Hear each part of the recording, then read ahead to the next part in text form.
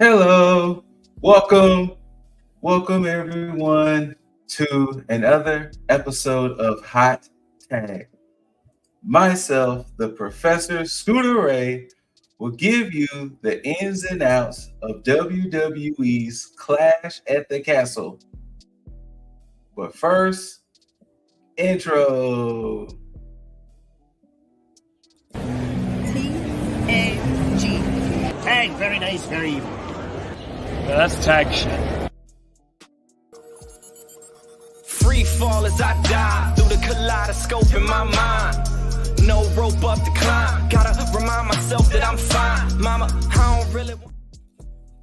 Welcome everyone to Scooter Ray's Academy for the Prediction Challenge. Once again, I am your professor, Scooter Ray, along with my assistant, Quaxton. Say hi, Quaxton.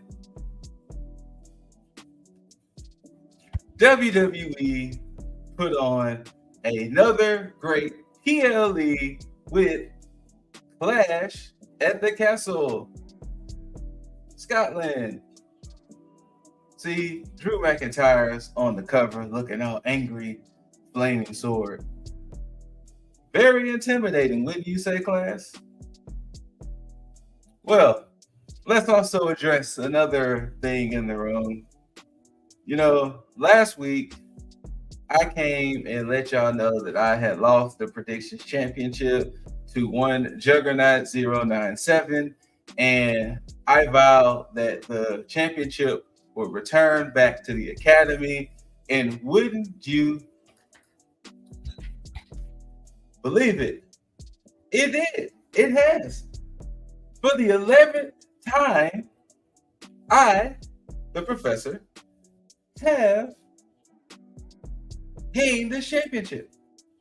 Not only that, but studies do show that listening to Scooter Ray increases your prediction rate 50%. Might want to take those advice, fellas, because this has been in my possession now 11 times. You know, there's some members of TAG that can't even count that high. Maybe they should listen to the professor more. But enough about that. Let's talk about WWE's Clash at the Castle, Scotland. With the first matchup for the undisputed WWE Championship, we had the champion Cody Rhodes versus AJ Styles in an I Quit match. And for those who don't know, I will teach you. An I Quit match is when you force your opponent to utter the words I quit. And this match was pretty brutal. There was a lot of kendo sticks involved. There was chairs involved. There was tables involved. There was even mothers involved. All in the name of the undisputed WWE Championship. Well, let's break it down even more. This match came about because one, AJ Styles decided to pull a fake retirement to get another shot at the undisputed championship. Sans, a la Mark Henry, except that a salmon suit, he had a pale blue Easter suit. But once again, if you want to jump the line for a WWE championship, fake a retirement and you will get it. But Cody Rhodes was like, no. We're not going to do this as just any old match. We're going to do this in an I Quit match. And here we are to start the show off. I Quit match.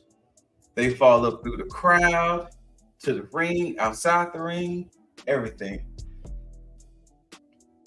And even the typical Cody Crimson Mask, because studies show if Cody Rhodes is in a major title match, he will bleed.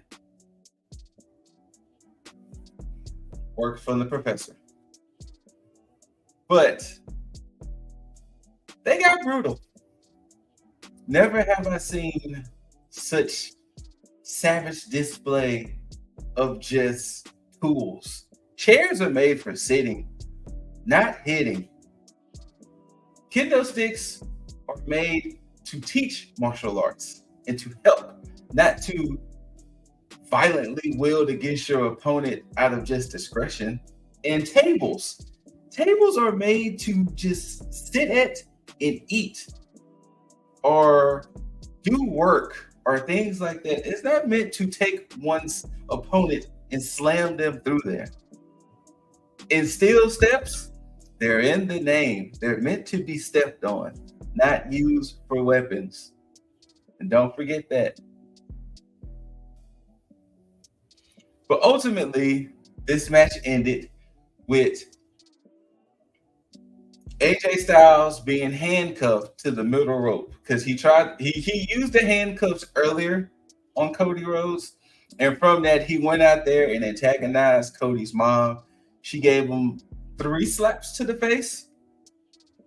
And in my head, it's like, hey, if you want the surefire way to win this match, AJ Styles, you possibly may have to go attack his mother.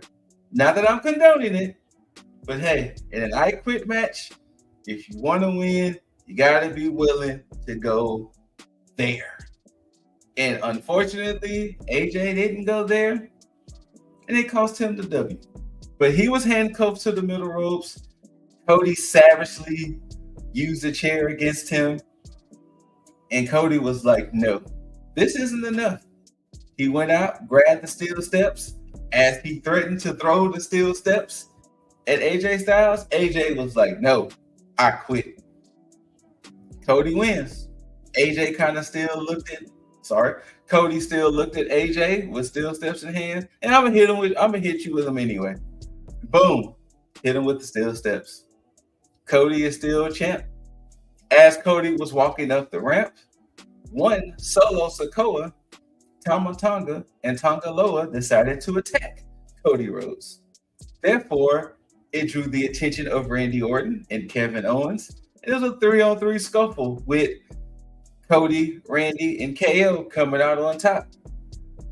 I guess Friday on SmackDown, we will see where this leads. Next up, for the WWE Women's Tag Team Championship, we had the champs, Jade Cargill, Bianca Belair, versus Shayna Baszler and Zoe Stark, and the hometown heroes, or the home country heroes of Alba Fire and Isla Dawn. Now, for triple threat purposes, the champ does not have to be pinned or submitted to lose. Hence, triple threat. And the way this triple threat match went was there was always going to be at least 3 opponents in the ring at one time. The danger increases with odds like that. This match was not bad at all. These 6 women went out there, showed up, and they did the thing. I like the aspect of they doing the triple threat that way rather than the whole there's only 2 people in the ring and people just have to tag. It was 3 women in the ring. Each woman can only tag their own respective partners. Of course, the match divulged into chaos because at some point, rules was going to get thrown out. But ultimately, the match ended with Bianca and Jade hitting their finisher on Zoe. Isla runs in, throws Bianca out in essence. Well, slams Bianca, then throws her out, pins Zoe 1, 2, 3, and new women's tag team champions of Alba Fire and Isla Dawn. And of course, the home country goes crazy. Now, this is also coming off of news, some very unfortunate news about Alba Fire's mom. She recently passed from a car accident, and her father is still nursing injuries. But the fact that she truly had the strength, truly had the just mindset to still do this. Kudos to her. Thoughts and prayers to her and her family. I know all of that has just been an emotional whirlwind, because I don't even know how could one even process to even think of wrestling being a week removed from the situation. But they are the new tag champs, and let's see where this tag reign goes, because if I remember correctly, Alba and Isla, though they can go on both shows, they are technically Raw superstars. So we'll see where that goes. The next match of the night for the Intercontinental Championship, you had the champion, Sami Zayn, defending against Alpha Academy's Master Gable, Chad Gable. Hey, Chad, I know a thing or two about leading the academy myself, sir. I really do. It's tough work. I get it. It's tough work, especially when you have students that don't want to listen. I totally get it, and I totally understand you, Master Gable. It is so hard to teach students.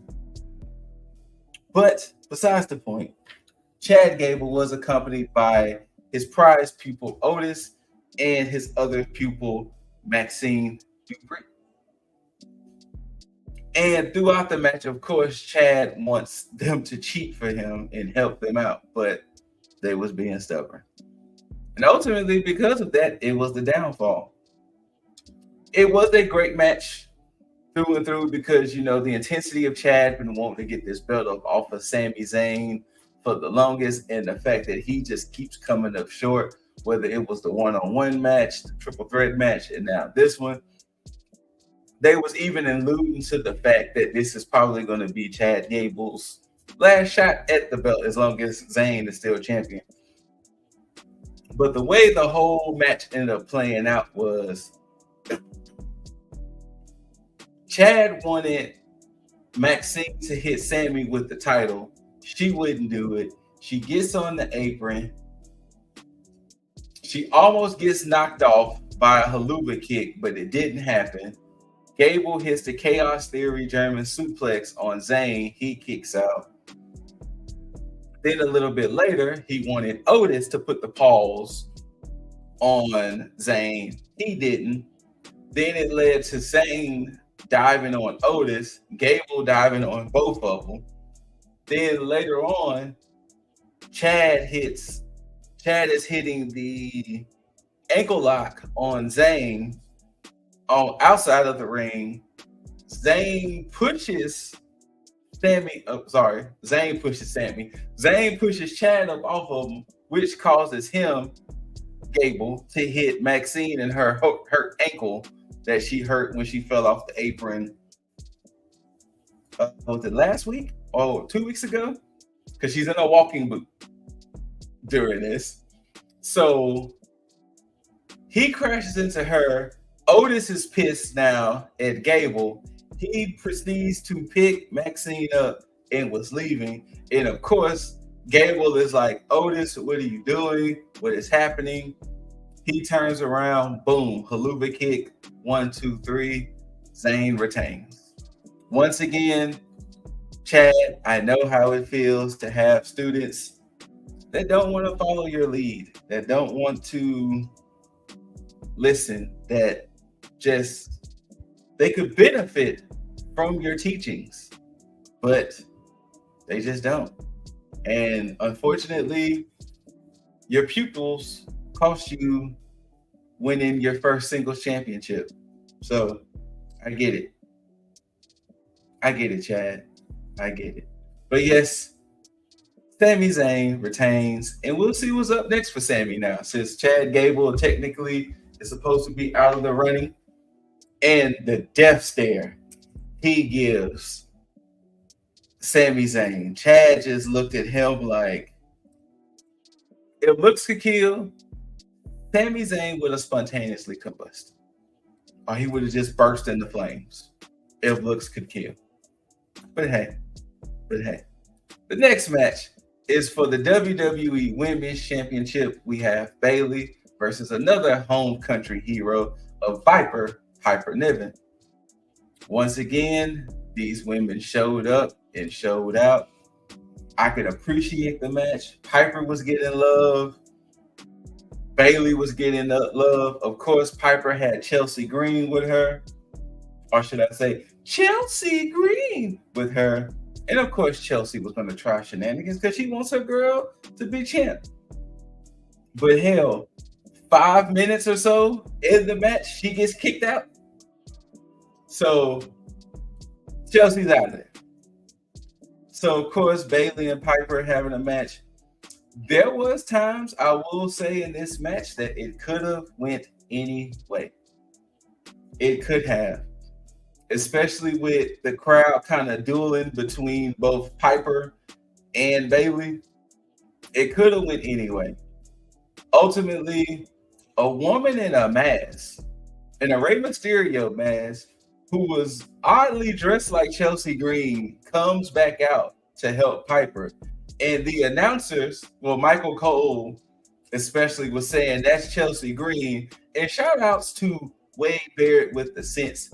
How do we know that's Chelsea Green? This woman is wearing a mask. And like the professor likes to say, when it comes to things in professional wrestling, no face, no case.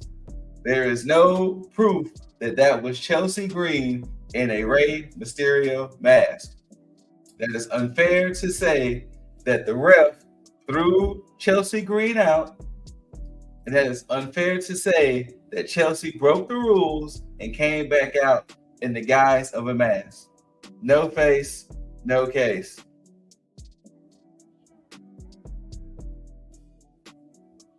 But ultimately, it led to Piper. It looked like she was trying to do some type of Samoan drop type situation, but it ended up being a very unique crucifix bomb by Bayley, and she was able to like pin Piper 1, 2, 3. Bayley retains. Now, Bayley's next challenger is set for SummerSlam and Nia Jax. No telling if she might have to defend her belt at Money in the Bank, which I'm predicting probably not, because since she technically has a challenger in the Nia Jax, I can see that maybe Bayley might not have a title defense at Money in the Bank, because the Money in the Bank is going to be July 6th. So Money in the Bank is roughly 3 weeks away. Yeah, about 3 weeks away. But yeah, showed up, showed out. And for our main event, we have for the World Heavyweight Championship, the champ, Judgment Day's Damian Priest versus the hometown hero of Drew McIntyre. When that man came to the ring, he was played out by a Scottish band, and the crowd went nuts. Chaos. The decibels was loud. They was about as loud as me when I realized that I reclaimed what was mine for the 11th time. Thank you for the But yes, this match was there. Drew comes out. Of course, Damian Priest comes out in hostile territory. Hostile territory. I don't think there was anyone cheering for Damian Priest. But once again, Damian Priest knew that. He knew this wasn't in his favor. He knew the crowd was not going to be on his side. But you know what? Damian still walked in like I'm still champ. Anyway, though. And they had them a nice beefy boy brawl, as I like to say. Or in the eloquent words of Big E, big meaty men slapping meat. That's what this match was. Big meaty men slapping meat. I mean, what? Drew is 6'5", Priest I think is like 6'4". Big meaty men slapping meat. And for the rules of this match, of course, Priest. Judgment Day was barred from ringside per a match Drew won on Monday against Finn Balor. So no Judgment Day. And this was hard hitting. I'm talking about South of Heaven choke slams, Claymore kicks, future shot DDTs. Now, there was an unfortunate accident. I can't remember how it happened exactly, but something happened to where I guess when Damien was supposed to go over, his ankle got caught in the ropes. And he was literally hanging upside down. And from that, it caused a minor ankle injury in Damien. And you could tell this was not meant to happen. And I'm pretty sure Damien's ankle is not feeling the best at the moment. But I don't know what type of adrenaline or whatever, but of course, push through it, because of course, moments like that, they don't happen and the match kind of just ends. No, they still wrestle for like another 10 or so minutes. And you could tell that he was trying not to put too much pressure on his ankle or anything like that. I'm hoping it's not broken or anything like that, but you can definitely tell it's going to be sore. It's going to be sore. But they was going at it. And then this weird moment where down in the lower part of the ring, Damien and Drew were heading that way, and the ref decides to jump out the ring. And when he jumped out the ring, he kind of hurt himself. Then when he gets on the apron, he gets knocked off the apron. So boom, ref bump. No ref. Oh no, what do we do? Of course, the chicanery. Hey Bella, how are you? Everybody say hi to Bella. The professor's pup. Bella. Hey. But chicanery I thought was going to ensue by Judgment Day coming out, but no. Drew hits a Claymore. He's waving for a second ref. Second ref slides in the ring. He counts 1, 2, and then stops. He looks at Drew like, hey, that's a 2 count. And who might that second ref be? None other than CM Punk. Oh no, the crowd did not like that at all. And CM Punk was like, hey, I'm in the ref shirt, blah, blah, blah. And Drew was looking at him like, why are you here? Did you really fly all the way to Scotland just to mess with me, sir? And CM Punk was like, yes, I did. And kicked him below the belt. Or as one might say, Dick Kick City. It put Drew down. CM Punk was in the aisle, and the crowd was letting him have it. They was letting him have it. And from that, Priest recovered, hit the South of Heaven choke slam for I think the second or third time. 1, 2, 3. Damian Priest is still your world heavyweight champion. Now, the same for Priest is also the same for Bayley. We all know Gunther won the King of the Ring. So at SummerSlam, as it holds, Damian Priest versus Gunther. I doubt if Priest will have a title match at Money in the Bank, but once again, we shall see. But yes, Clash at the Castle was fire, as the children would like to say. It was a good PLE.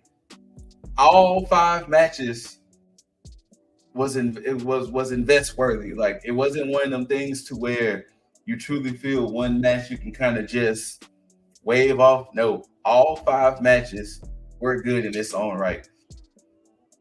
And to start the show off with the I Quit match, and then having the title change of Alba and Isla winning the tag championships. Of course, Chad Gable not getting it done, and just seeing how he's going to probably explode come Monday. Explode. And then Bayley and Piper And then, of course, the main event of Damian and Drew, which I'm pretty sure Drew is going to explode on Monday. He is going to go nuclear on Monday, especially dealing with CM Punk. But hey, I get it. Once again, to the people out there, applications are available to sign up for Scooper Ray's Academy for the Prediction Challenge. I'm just saying, open enrollment. All you have to do is just sign up. And me, the professor, will guide you in the ways of the predictions. And I have my assistant here, Quaxton, to help along the way. And isn't that right, Quaxton? Thank you, Quaxton. Whether you loved it, hate it, don't forget to rate it. Thumbs up.